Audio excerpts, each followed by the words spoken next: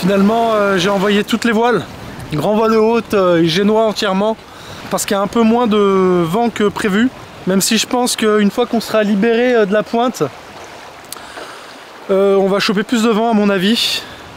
Donc on verra si c'est tenable ou pas. En tout cas il n'y a pas beaucoup de houle, donc c'est confortable. Et j'ai envie d'avancer vite pour rattraper un peu mon retard. Là on est à 6 nœuds 5. Il y a 14 nœuds de vent. Donc c'est pas mal. Si on peut taper du 7-8 nœuds, ça serait bien dans le confort.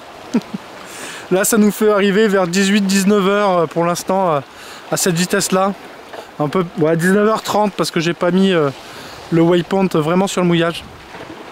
Bon, la bonne nouvelle c'est qu'on est parti, c'est que tout va bien, le bateau fonctionne, le moteur fonctionne. Il n'y a plus qu'à profiter et il est largement le temps de manger aussi. C'est marrant parce que la roche, elle est presque verte.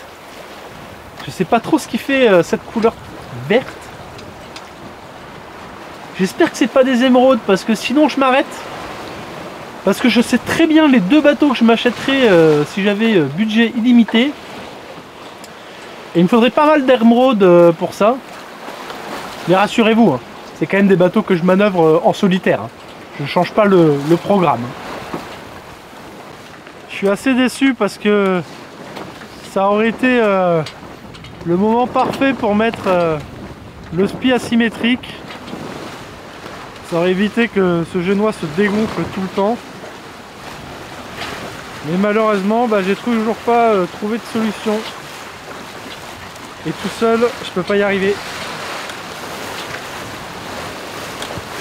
Et là, le spi asymétrique, à cette allure, on est très abattu et il se dégonflerait comme le génois aussi.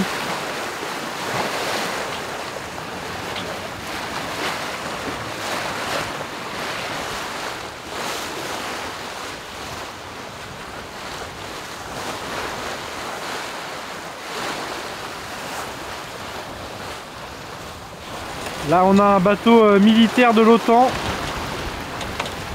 Et là on a deux porte-conteneurs et un vraquier là plus loin au milieu. On a retrouvé du trafic. Il y a Athènes pas très loin. On a enfin les conditions de vent qui étaient attendues. On est travers au vent, il y a 18 nœuds, 20 nœuds. Donc ça déboule, là on est à plus de 8 nœuds. Donc on va peut-être arriver pas si tard que ça, c'est bien.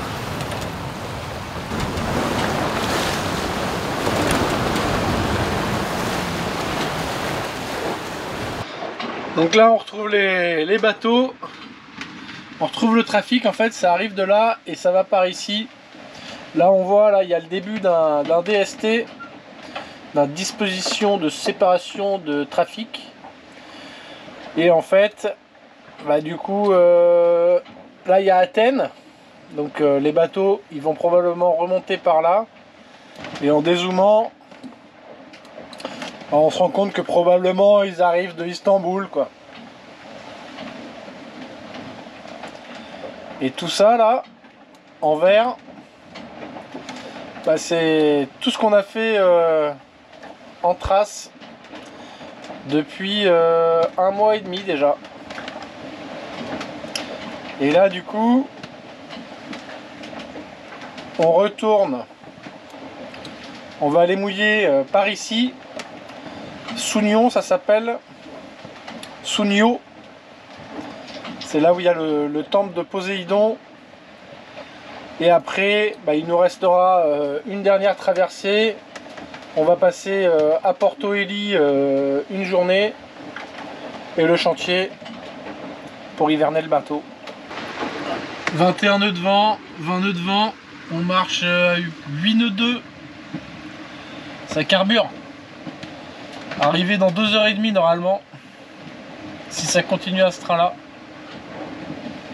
8 nœuds 5. Ça dépote.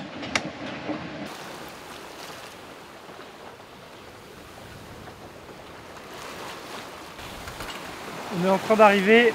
On aura bien avancé. On va derrière la pointe.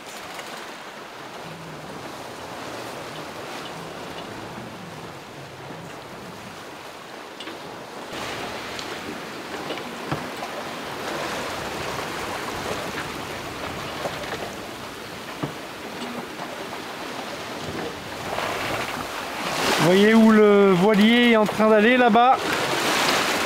Et ben nous on va juste derrière. On est vraiment plus très loin, mais le vent est bien tombé, donc on va un peu moins vite. Mais d'ici 1 heure, ça devrait être fini. Il y a un autre voilier là-bas sur l'horizon. C'est les 2 voiliers que j'ai vus depuis bien longtemps. Je suis souvent seul sur l'eau, à part les gros navires marchands. Et tout là-bas, cette île, elle est remplie d'éoliennes. C'est pas habité, c'est juste des éoliennes. C'est l'île qui a pas loin d'Athènes. On l'a déjà vu dans la saison 2. Demain, on devrait s'en rapprocher un peu plus. On verra peut-être mieux.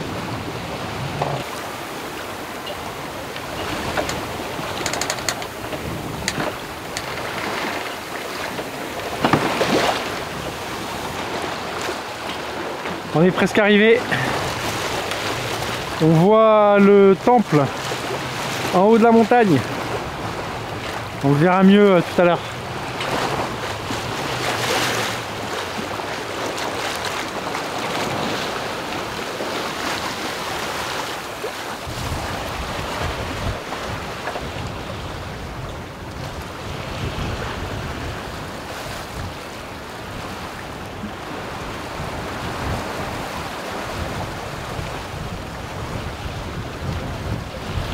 Bien arrivé au mouillage devant l'ancien palais de Poséidon. C'est l'un des derniers mouillages que l'on va faire. Il en restera un autre. Après ce sera Porto Heli pour nettoyer le bateau, ranger les voiles. Et après chantier. Là ça sent vraiment la fin. Je suis content d'être ici, j'étais déjà venu une fois et ça me fait plaisir de revoir ce site. Parce que c'est vrai que c'est assez beau de voir ce temple depuis le bateau, c'est pas commun.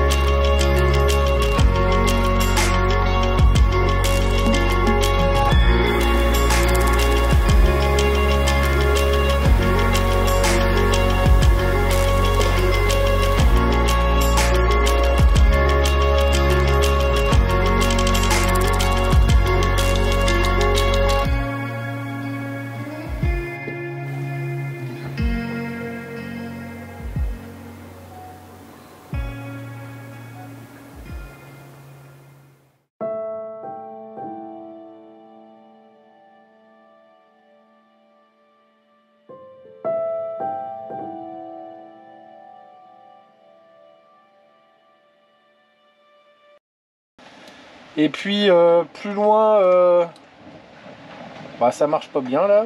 Qu'est-ce qui fait l'écran là? On va dézoomer un peu plus peut-être.